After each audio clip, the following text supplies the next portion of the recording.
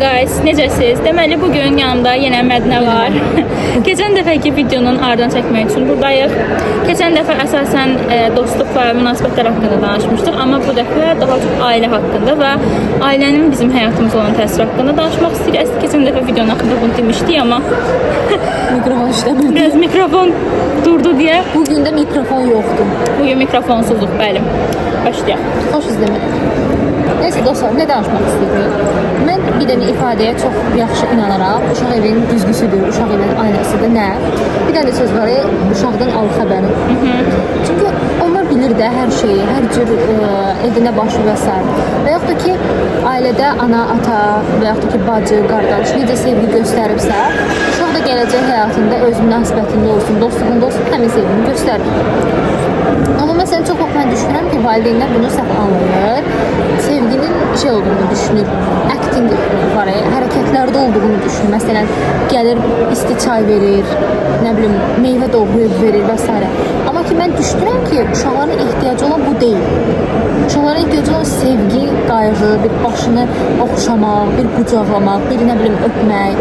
Mən düşünürəm ki, hal-hazırda Gen Z, yəni Z generasiyası bunu gözlər öz valideynlərindən. Məsələn, bayaq da dedim, insan ailədə sevgini necə görürsə elə göstərir. Məsələn, belə bir misal verəcəm. Bir dənə uşaq məsələn valideynində valideyn onu məsələn qucaqlamır, elə göstərmişsə, zaten valideyn öz uşağını sevir, bunu hamı bilir. Belə bir şey yoxdur məncə ki, valideyn öz uşağını sevməsin. Var yəni elə valideyn. Var, bəlkə də bilmirəm. Nəysə, amma məsələn bu valideyn uşağa heç bir şəkildə fiziksel sevgisini göstərmir. Bu uşaq da gələcək həyatında öz münasibəti olsun, öz dostluğu olsun, o sevgini göstərə bilmir. Mən belə düşünürəm. Amma bəzi şey də var, məsələn clingy sözü var, ingiliscə yapışqan. Məsələn elə valideynlər var, öz məsələn oğlunu qucaqlayır, öpür, ay sənə qurban olum nə bilir. Bu insanların zaten o şəxsi inkişafına bir problem yaradır. O insanı böyüyəndə öz partnerinə qarşı çox yapışqan bir şəxs olur. Onun çox aslı olur da, yəni qərarı ondan alır, onun hər dediyini eləyir. Çünki bu deyir, bu yəni belə olmalıdır. Hətta elə olur ki, anasından qapa bilmir, heç partnerə sıra gəlmir də yəni. Yes. Mənim də bir dənə ifadəm var, həmişə bunu istifadə edirəm. Məncə oğlanlar evlənməmişdən əvvəl öz analarından boşanmalıdır. Yes. Yəni ən sevmədiyim şey, bir dənə video var, bilmirəm nədə taparsan, bura qoyarsan yoxsa, bir dənə uşağa sünnət toyudur, anası ilə dans oynayır. Çox qəribədir. Bir də zaten mən xoşlamıram o sünnətin belə big seremoni şəklində keçirilməsini. Bir də üstəlik toylarda olur, vağzaldan sonra bəylə gəlin oynayır, ya flash mob eləyir, ya da nəsə oynayırlar. Bunun sünnət toyunda ana ilə balı eləyir. Və mən dünən hətta mama ilə bu söhbəti elədikdə, mən deyirəm ki, mama ənənə boğçasına nəsəyə baxırdı. Deyir ki, qaynana orada deyir ki, qaynanasına yaxşı davransın, baldızına yaxşı davransın və s. Mən də belə belə çəkdim. Mama da deyir ki, nəyə çəkirsən, nə olub belə? Deyirəm ki, mama, Azərbaycanda nə vaxt bitəcək bu qaynata stereotipi də, yəni buna xidmət eləsin, buna eləsin. Məsələn, bir dənə söz var, deyir ki, şeydir, bir stəkan çay götürüb qoydu, nə bilim, qaynanana qarşısına. Bunu məncə başa düşməliyik ki, sayğının mutluluqla heç bir aidiyyatı yoxdur və sizin oğullarınızın həyat yoldaşları onların həyat yoldaşlarıdır və sizə xidmət eləmək kimi bir borcları yoxdur. Təbii ki. Yəni siz ola bilər ki, eləmişsiniz vaxtında, amma bu yəni sizə düzgün deyil. xidmət eləyəcək şəxs sizin oğlunuz ya da sizin qızınız varsa, Sizin uşaqlar. başqasının övladı gəlib niyə sizə xidmət eləsin ki? Bizi Bir də belə bir toksiklik yaranır. İzləyəcəklər, Allaha bilirəm. Belə bir toksiklik yaranır. Məsələn, anadır, öz gəlininə bunu rəva görür, amma öz qızına bunu rəva görmür. Deyir ki, sən niyə işləyirsən ki, deyir onların qabağında. Amma öz gəlininə deyir ki, dur çay gətir mənə. Yəni, belə bir video da var idi hətta. Mən düşünürəm ki, bu daha çox müsəlman ölkəmsi mi deyim, yoxsa... Çünki mən görməmişəm. Şeylərdə də var bu arada. Sırf xatırlamıram, bilmirəm, kimsə demişdi. Deməli, Kanadada mı nə, belə bir ailədir. Deməli, gəlin gəlib, işte yeyiblər, içiblər qaynananın evində falan. Sonra işte yavaş-yavaş durub gediblər. Deyir, gedəndən sonra qaynana başlayıb onun arxası deyinməyə, Kanadalı bir insanı. Deyir ki, gəldi, bir dənə qabları da yumadı, çıxdı, getdi. Yəni, düşünürəm ki, bu dünyanın hər yerində belədir. Yəni, Kanadalı bir ailə də bunu deyinmişsə də. Əslində, qəribə qəribədir. Məncə bunu bölməməli ki, Türkiyə eləyir, Azərbaycan eləyir, İngiltərə eləmir. Məncə çox ölkə elədir və bu ölkədən asılı deyil, attachment-dən asılıdır. Məsələn, ananın uşağı olan bağlılığından asılıdır.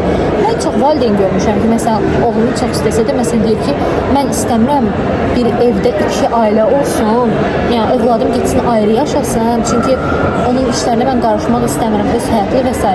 Amma elə də valideyn görmüşəm, yox, oğlum məndən yaşayacaq, onun gəlini gəlib mənə xidmət edəcək, bu yaşıma kimi oğlumu böyütmüşəm. Yəni, belə də valideyn görmüşəm, elə də valideyn görmüşəm. Ölkə ilə asılı deyil, böyüdülmə tərzinə asılıdır. Kesinlikle. Eləməyin də, yəni məsələn valideynlər şəxsən mən də əgər bir gün valideyn olsam bunu qəbul edirəm ki, uşağımı buraxmalı olduğum bir yaş var.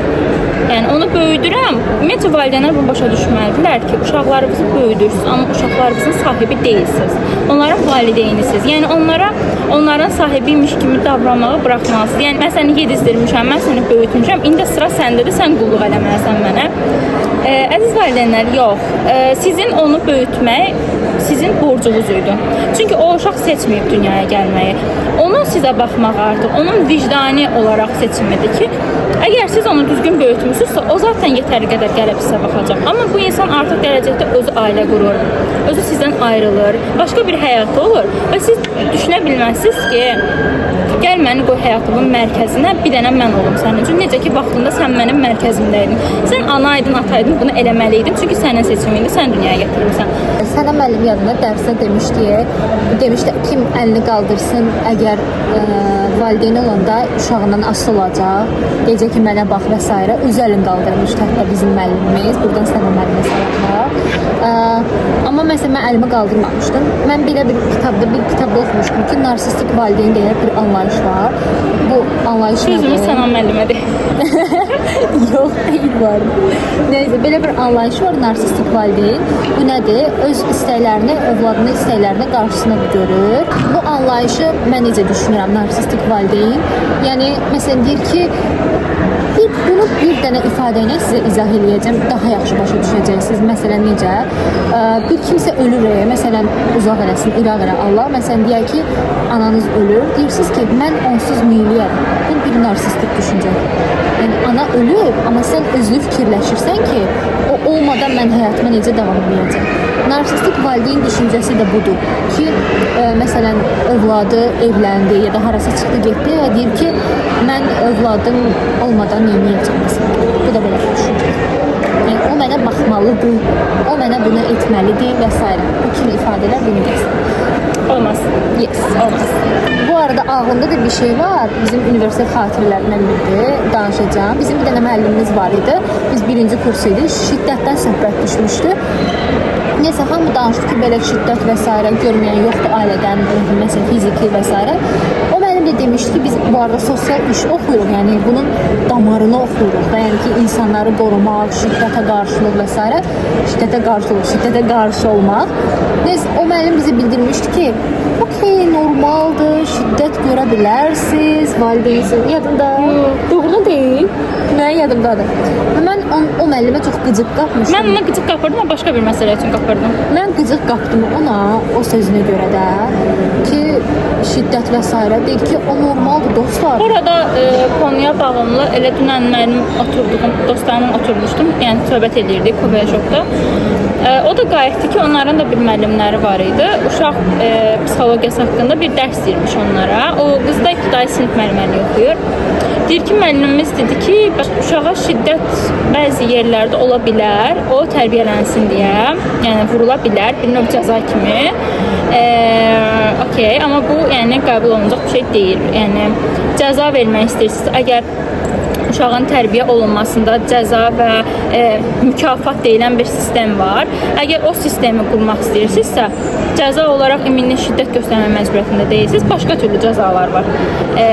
Yəni, məsələn, hər hansı bir şeyini biraz qısıtlaya bilərsiniz, atıram telefonunu ala bilərsiniz əlindən, vaxtı başqa bir ondan bağlı bir hərəkəti ilə bağlı bir şey eləyə bilərsiniz. Amma şiddət gələcəkdə sizin uşaqlarınızın da məsələn şiddətə qarşı bir eğilimli olmasına gətirib çıxarda bilər, o şəkildə davranmasına gətirib çıxarda bilər. Nəzərə alın ki, günümüzün təcavüzçüləri, günümüzün şiddət eləyənlərinin hər bir böyük ehtimal uşaq vaxtı bunlara məruz qalmış insanlardılar, travmalı insanlardılar. Yəni çalışın hər şey şeydən öncə yəni özünüzü keçin, ən azından cəmiyyətə sağlam insanlar yetişdirə bilərsiniz. Yəni sizin məsələn böyütdüyünüz uşaq sabah bir gün sadəcə özünə ziyan vermir, ətrafındakılara da ziyan verir. Baxın nə qədər məsələn qadın öldürüldü. O müəllimin o sözü deməyi və sosial iş müəlliminin bu sözü deməyi çox qəribə idi. Məsələn, ki şiddət normaldır, dostlar, nə danışırsınız və s. və mən onda birinci kursuydum və ixtisasıma təzə girişmişdim və düşündüm ki bizim 4 illik universitet yolumuz boyunca əgər bütün müəllimlər bizə edilən bütün yanlışları doğru kimi lanse eləsə, biz bu təhsildən nə əldə edəcəyik? Məsələn, bunu düşünmüşdüm mən. Amma ki, finally o müəllimi çıxartmışdılar və normal müəllimlərimiz gəldi bizim təhsildə və hətta mən bu müəllimin dediyi ifadəni Aynur müəllimə demişdim. Bizim Aynur müəllim var, onu çox istəyirdim mən. Ona Sabahki müəllimə idi. Çox sabahki müəllimdir. Mən ona demişdim ki, belə-belə müəllim demişdim. O dedi ki, Mədinə, belə bir insan sosial işdə heç bir şəkildə film sözü var, sahədə işləyə bilməz. Yəni bir var bunu pedaqogikada tədris eləyəsən, bir də var gedib həqiqətən sosial işçi kimi fəaliyyət göstərəsən. Demiş ki, ola bilər tədris eləyir, amma heç bir şəkildə fəaliyyət göstərə bilməz. Zaten mən o müəllimin qiymətini qırıq hal-hazırda etik olaraq da bəzi davranışlarını etik görmürdüm. Yəni məncə məsələn LGBT-lər falan qarşı idi. Çox qəribə fikirləri var idi onun. Dostlar, bir də məsələn hansı konu, məsələn mən bir gün valideyn olsam, nəyə əməl eləyəcəm? Məsələn, öz ailə problemlərimi uşağımın yanında danışmayacağam. Mən də danışmayacağam.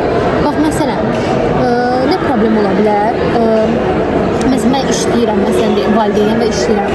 İşdə yaranan problemimi, finansal problemlərimi, emosional problemlərimi bilirəm, düzgün deyil məncə bunu eləməyi. Məncə düzgündür. Uşaqla çox yaxın ola bilərsən, amma nəzərə almasan ki, o sənin uşağındır. Bir növ öz yükünü onun üstünə ata bilməzsən. Başa düşdün necə? Yəni danışaraq, əsəbləşərək və s. yəni onun üstünə ata bilməzsən bu yükü. Məsələn, nə düşünürəm? Bəzi ailələrdə, bəzi uşaqlar sözün məclisdən kənara bu arada, məsələn, biz psixoloq yoxuyuruq ya, belə keyslərdən tanışıq. İmtihana hazırlaşandan gedib keyslərə baxırıq və s. ona görə tanışıq. Məsələn, valideynin terapisti kimi rol oynayır. Məsələn, valideyn gəlir, danışır ki, belə problemləri var. Uşaqdakı həll yolu sunmağa çalışır ki, ay ana, belə elə, ay ata, belə elə və s. Mən düşünürəm ki, bu düzgün deyil. Çünki bir insanı uşağın uşaqlığına əldən alır. Eynən öz gələcək həyatımda bir gün valideyn olsa, problemlərəm demərəm. Və bu nədən irəli gəlir? Mən öz həyatımda indi hal-hazırda dostlarıma belə öz problemlərimi danışa bilmirəm. Yəni elə bilirəm ki, mən də məsələn münasibətimdə ya da dostlarımda və s. danışa bilmirəm heç bir şəkildə. Yəni dostlarıma danışıram da, amma bu biraz münasibətə və s. kayanda heç bir şəkildə danışa bilmirəm. Mən məsələn dostlarıma danışa bilmirəm problemimi və düşünürəm ki, sanki onları ağırlaşdıracaqmış. Ona görə psixoloqa gedin. Terapiya. Uşaqlara icazə verin, uşaqlığını yaşasınlar, please. Uşaqlar var, Sephora kidlər falan. Ay Allah. Dostlar, Makyaj və s. bunlar, yəni hər yaşda uşağın maraq göstərə biləcəyi bir şey o okeydir, yəni eləyə bilərsiniz. Amma onu o şəkildə böyük kimi davranmaq ki, zaten uşaqların o yaşda böyük kimi davranmağa meylləri var. Mən demirəm məsələn makyaj şeyləri almayın və s. və s. amma o dərəcədə böyük kimi aparmaqlarına icazə verməyin özlərinə. Yəni uşaqlığın həqiqətən öz tadı var. Yəni mən məsələn şu an uşaqlığıma qayıtmaq üçün nələr verməzdim. Məsələn, mənim peşman olduğum şeylərdən biri, bunu açıqlayıram burada. Mən uşaq vaxtı belə bir söz var idi, həmişə mənə istifadə edilirdi. Mədinə yekə qızsan. Mədinə yekə qızsan. Mənə bu deyilirdi və mən uşaq vaxtı uşaq kimi davrana bilmirdim. Böyük qız kimi davranırdım və o qədər pis oluram indi ki, uşaqlığımı yaşaya bilməmişəmmiş kimi hiss edirəm. Məsələn, cəmaət yolda 7 şüşə oynayır, qaçı tutdu oynayır, nə bilim bizdən qaç oynayır və s. Mənə məsələn deyilirdi ki, Mədinə yekə qızsan, otur yerində. Amma halbuki mənim ya 8 ya da 9 yaşım var uşağım. İfadə heç sevmirəm mən və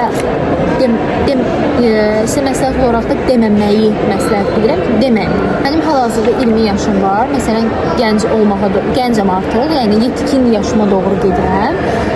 Və düşünürəm ki, o illərimdə kaş ki, mənə o söz deyilməsəydi də, mən uşaq kimi davranardım. Daha çox uşaqlardım, daha çox şırtaqlıq eləyərdim məsələn. Mamam bu videoya baxacaq və deyəcək ki, hep şey olmuyor. Yo, deyəcək ki, biz sənə o ifadəni desəydik nələr eləyərdin. Mən çox dəcəl olmuşam bu uşağa. Bir də mən şey demək istəyirəm, uşaq sahibi olmaq məsələsini. Ümumiyyətlə bizim cəmiyyətdə düşünürəm ki, bununla bağlı bir baskı var hər kəsə, ailələrə və s. xüsusilə təzə evlənənlərə uşaq nə vaxtı bir şey var Bu arada falan. bir dənə cümlədə çox ədəbsiz bir ifadədir. Yəni sizin nəyinizə lazımdır? Eynən. Belə deyim, məncə hər insanın uşaq dünyaya gətirməmək kimi bir seçimi olmalıdır. Və o özü başa düşməlidir ki, o nə vaxt özünü hazır hiss edir uşaq dünyaya gətirməyə. Ola bilər ki, mən 25 yaşımda, 26 yaşımda evləndirəm, amma ola bilər ki, mən 25-26 yaşımda uşaq dünyaya gətirməyə özümü hazır hiss eləməyim. Ana olmağa özümü hazır hiss eləməyim. Bu demək deyil ki, mən 30 yaşımda uşaq dünyaya gətirəmsə, demək ki, mən problemliyəm, nə bilim, mənim uşağım olmur və s. və s. Bu o deməkdir ki, mən sadəcə özümə vaxt ayırmaq istəyirəm. Hələ hazır deyiləm həyatımda başqa bir insanın məsuliyyətini götürməyə. Nəzərə alın ki, O da bir həyatdır. o da bir həyatdır və onun məsuliyyətini siz daşıyasınız. Siz onu cəmiyyətə qazandırasınız, siz onu tərbiyə eləyəsiniz, siz onu böyüdəsiniz. Yəni bu belə olduğu halda sizin o məsuliyyəti öz üzərinizə götürməyinizə hazır olmağınız lazımdır. Yəni insan var ki, okey, 21 yaşında buna hazır olur. İnsan var ki, bunun 30-unda belə hazır olmur. Bu çox normal bir şeydir. Yəni gedib millətə uşaq nə vaxtı, mən nəvə istəyirəm. Və bir şey demək istəyirəm, şey var ya, hani deyir, həm atam, anam qocadır, nəvə istəyirəm, nə bilim, onlar istəyirəm nəvə. Okey, mənə nə, yəni onda get elə birini tap ki, ana atama nəvə versin. Sizi kommentlərdə öldürəcəklər. Yəni böyle boğacaqlar bizə. Allah haqqı. Bu təkcə bizim fikrimiz deyil. Yəni hal-hazırda sizin Ətrafımızda olanların da fikri belədir. bu yaş kateqoriyasında olan gənclər sizin özünüzdən eyni şəkildə düşünmür. Bunun dəyişməsinin səbəbi zamandır. Bəlkə də müasir dünyada və s. yerlərin dəyişikləri Niyə? bizə görə Niyə? səs salırıq deyilsin. Viral olsa və izlənsə bu videonu deyə bilərdiniz ki, arxamda tutmuşdular. Dediyim kimi biz Z generasiyası, Z nəslinin adından danışırıq sizinlə. Yəni bu sadəcə bizim fikrimiz deyil. Bir də ki, məsələn, hansı konuya toxunmaq istəyirəm? Məsələn, bu ixtisas seçimidir və yaxud da başqa bir şeylərdə valideynin yönləndirməsindən. Yəni bunu mən bir videomda danışmışdım, makyaj eləyə. Yəni toxunmuşdum da bu mövzuya, belə deyim, tam ətraflı danışmamışdım. Və orada da demişdim ki, o cümləni qurmuşdum ki, ixtisas xatirinə ixtisas seçməyin və ailənizi məcbur eləyin. Yəni ailəniz sizi məcbur eləsə belə qarşı çıxın. Onları məcbur eləyin öz istədiyinizə yönəlməyə. Atıram sizin ailəniz həkimdirsə, sizin ailəniz memardırsa, sizin bu yerə marağınız yoxdursa, siz də bu olmaq məcburiyyətində deyilsiniz. Şəxsən mən düşünürəm və anama da həmişə bunu deyirəm ki, kəş vaxtında mənim hobilərimin üstünə və yaxud da mənim istəklərimin üstünə daha vaxtında düşəydiniz. Mən düşünürəm, məsələn, mən indi hal-hazırda onların üstünə düşməyə çalışıram. Amma onlar mənim üstümdə vaxtına düşsəydilər, mən hal-hazırda daha gözəl bir yerlərdə ola bilərdim və daha həzz alacağım işlər eləyə bilərdim. Amma hal-hazırda elə deyil. Məsələn, mən nə düşünürəm? Mən ixtisas seçimi eləyəndə bizdə mamam bizi istirdi müəllimə olaq, məsələn. Mamam deyirdi ki, müəllimə. Mən hüquqa hazırlaşırdım, hüquqa düşmüşdüm, pulusuna düşürüb balım. Amma pulu yazmadım, çünki o qədər pulu ondansa xarici təhsil alaram deyə düşünmüşdüm, yığıb. Ona görə sosial iş yazmışdım, müəllimə yazmamışdım. Amma mənim mamam ısrarla mənə demişdi ki, də müəllimliyi yazmışsın. Mən tərcüməçilik istəyirdim, amma mənim balım yuxarı idi. Ya ingilis dil tərcüməçilik, ya da fransız dil tərcüməçilik istəyirdim. Fransız dil tərcüməçilikdə az idi, bal 300 falan idi. Nəysə, atam dedi ki, bəs ingilisin müəlliməliyini yaz. Mən də o diplomu müəlliməliyin heç bir problemim yoxdur, bu arada sən başa düşülməsin. Sadəcə mən özümü müəllimə olaraq görmürəm. Bunu mən də deyəcəm. Məndə belə bir şey var ki, mən videolarda da böyük ehtimal şeylərmişsizdir. Mədinə məsələn görürsünüz necə aydın, səlis başa sala bilir fikrini, amma məndə bəzən düşündüyümü başa sala bilmirəm. Bu dərsləri də belədir. Məsələn biz qoşuluruq görüntülü. Mən məsələn bilirəm, amma onu tam olaraq çatdıra bilmirəm. Problem yoxdur ha nitqində və s. Sadəcə düşünürəm ki, o insana sanki onu tam olaraq aktar edir. Amma məsələn Mədinə mənə nəsə başa salanda çox aydın başa düşürəm. Ona görə mən düşünürəm ki, mən uşaqlarla o dərəcə işləyə biləcək, onlara o şəkildə necə deyim, təhsil verə biləcək kapasitem yoxdur. Əslində Nailə mənə deyir ki, mən qəşəng izah edirəm. Qətiyyən qəşəng izah edirəm. Mən dostlarım deyir bunu mənə. İş yoldaşım var Nihat. Hə. O mənə deyir ki, heç izah edə bilmirsən. Amma məsələn mən gedəm Nihat məndən tanışmayıb hələ. Amma məsələn dostlarıma nəsə izah edirəm, elə məsələn Nihat. Nəsə izah edirəm deyir ki, məndən yaxşı izah edə bilmirsən. Konuyu çox səhv başa salıram insanlara. Yanlış başa salıram.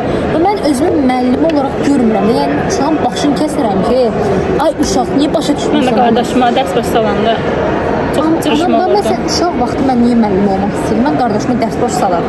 Və hətta bir dənə anı core memory yadımdadır. Nə? Həyat bilgisi dərsi baş salıram qardaşıma. Babam da onda həyatdaydı, mənim sevimli babam. Necə dərs baş salıram? Amin. Bu da dövlət orqanlarıdır dərs. Mən də qardaşıma bunu baş salıram deyə çox cümləm belə yarımdadır da, yəni. Qardaşıma deyirəm ki, bax, bizim bədənimizdə olan orqanlar var. Onlardan birini çıxart. Məsələn, demişim ürəyini çıxart. Yaşayacaqsan? Yox. Bəs dedim təsəvvürlə. Dövlətin orqanlarından da biri çıxsa, dövlətin təməli pozular. Başa düşmədi. Başa düşdüm. Babam falan əl çalmışdı onda. Və o mənim core memorilərimdən biridir və onda mən müəllim olmağa qərar vermişdim. Bundan sonra təbii ki fikrimi dəyişdim. Mən heç çox belə bir qərar almamışam. Mən müəllimə də olmaq istəyirəm, bir ara həkimdə olmaq istəyirəm, sonra hüquqa qərar verdim, sonraki balımca. Mən də həkim olmaq istəyirdim bir ara, amma çox qısa bir araydı. Məsələn, həmişə istəmişdim at pianinam olsun. Bütün travmalarıma çəkəcəm. Bahar Candan deyir, benim babamın dondurma fabrikası yok. Ya ah piyanino. Ama tam sənət sevər bir insan deyil deyəsən. Bilmirəm. Ona Deyəsən. göre almayayım. Yox, sənət sevər bir insan deyil atam. Nəsə bilmirəm də sənətlə barışa bilmirəm. Məsələn, teatra istədim qoymadı. Pianino istədim almadı. Şəkilə dedim rəsm çəkməyə göndərmədi. Ben de bu arada o da kalbimde yaralı kalan bir Ancaq şey. dedi ki, dərs oxu. Mən də Allahdan elə bir insanam ki, yəni məsələn düşdüyüm yerdə çabalaya bilirəm ya da qabağa gedə bilirəm də. Yəni mən haratsız bir şəkildə əlləşib vuruşub çıxacam oradan. Daşdan pul çıkardarsın. Ya elə bir şeydir, amma o da əsas odur ki, insanın ürəyindəki olsun da, başa düşdün. Əsas necə deyim, şey deyil də. Olduğun yer deyil, ürəyində olan yerdir. Ona görə biraz bugünlük böyük ehtimal bu qədər uşaqlar. Gələn dəfəki mövzu hətta ağlıma gəldi. İndi bağlayıb deyəcəm sənə. Aha, tamam. Tamam. İzlediğiniz için teşekkürler dostlar. Nailənin Programımıza- kanalına abone olup diğer videoları izlemeyi unutmayın. Aşağıdan Instagramlarımızı takip etmeyi unutmayın. Məndən də videolar çox zordur. Gedin onlara da baxın. Sizi severek. Sağ olun.